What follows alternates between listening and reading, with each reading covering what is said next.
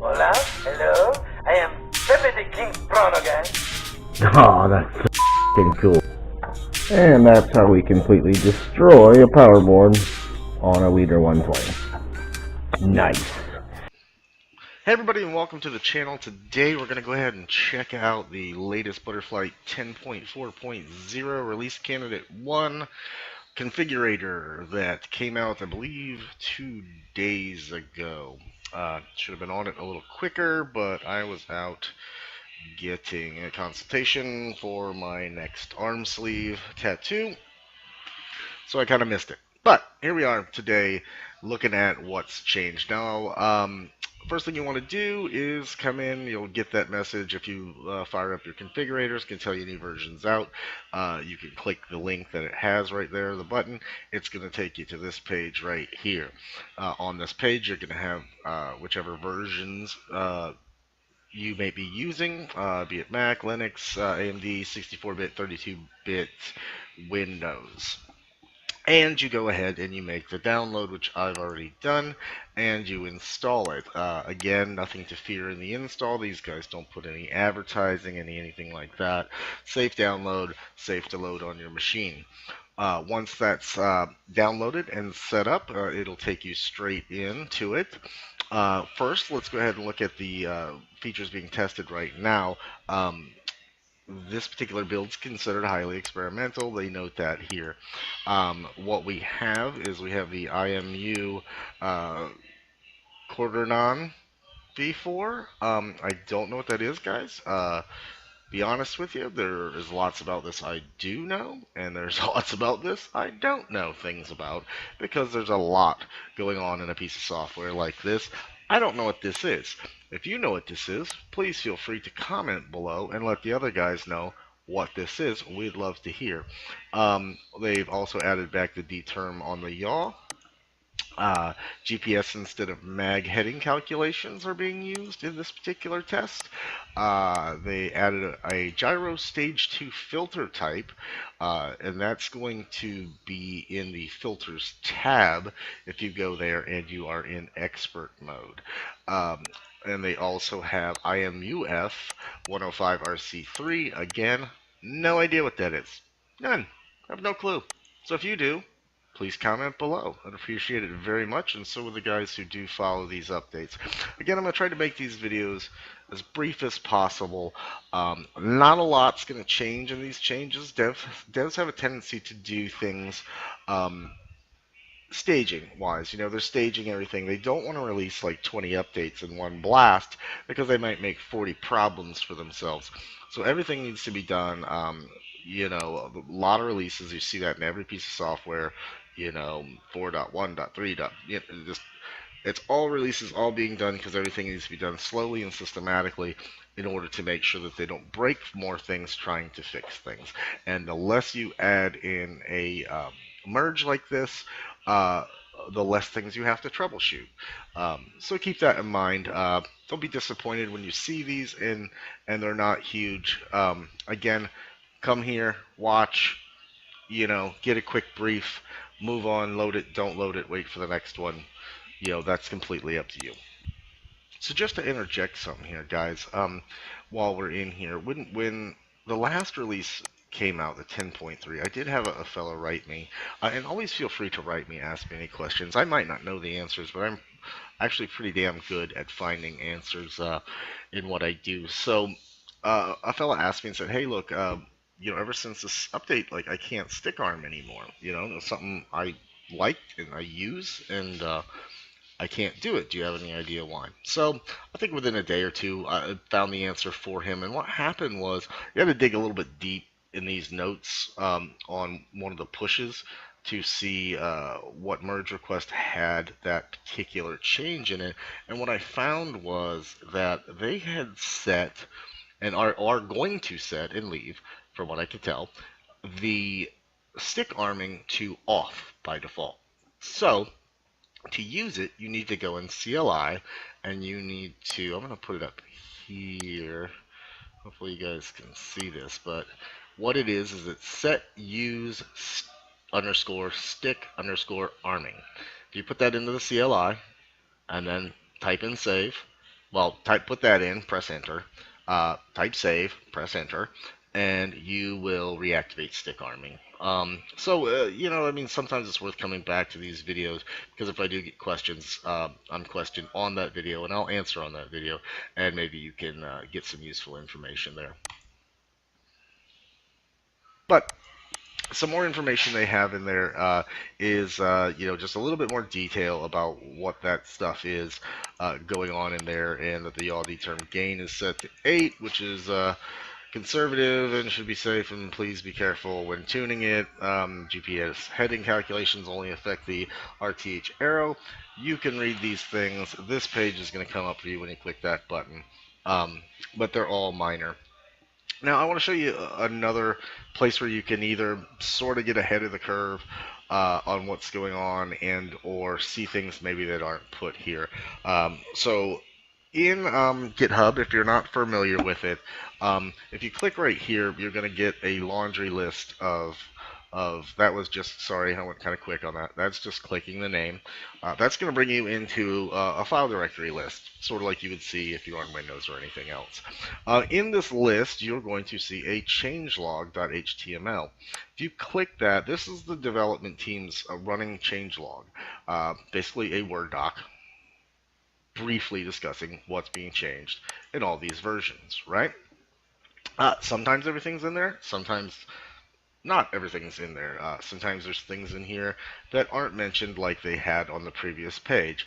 For example, one thing I found in here and found was interesting is beyond where they said they added the filter, and there's a little more clarity that it's in that tab, which you didn't see in the other one, and that it's only in expert mode. Again, a little more clarity than you saw in the notes that they had out there. You also see that they say they added a Kaufman filter settings panel to the PID tuning area inside the filter settings tab, but it's only available if the Kaufman, I always call it Kaufman, guys, I have no clue, Andy Kaufman, I guess. So the Kaufman filter is selected, all right? So let's keep that in mind when I go to show you, because I don't think it's there. So like I said, sometimes there might be something here that they're working on, planned on releasing, maybe typed it in the notes, but didn't realize it wasn't completely there. But you can look here and find more information out. So if we look at the software, here's the latest version. I've got it up. One of the things that did mention in there as well is on the firmware flasher, you'll see they've moved the progress bar down to here, so you can see it. It's probably just simple little thing, but I find that to be nice. And if you missed it last time, we have the Black Box Explorer, all that good stuff. Don't forget the documentation area, which I mentioned in my previous videos. This is the first one you're watching. They do want your feedback, so please give them the feedback. Over here in the issues right here, you can add issues, and you can read issues. So you can see if somebody's having an issue that you also have, and see if it's been noted to the devs. If not, you can enter an issue and let the devs know. They will either go forward on it, put it on hold, but they'll flag it, saying where they are on it. Okay. So, for example, this one here, it says the new version, the 3.5, isn't working on Windows 10 64-bit. I'm on Windows 10 64-bit. It loaded for me, so this could be just a one-off for this particular person, and they might have some troubleshooting to do on their own PC in order to work this out.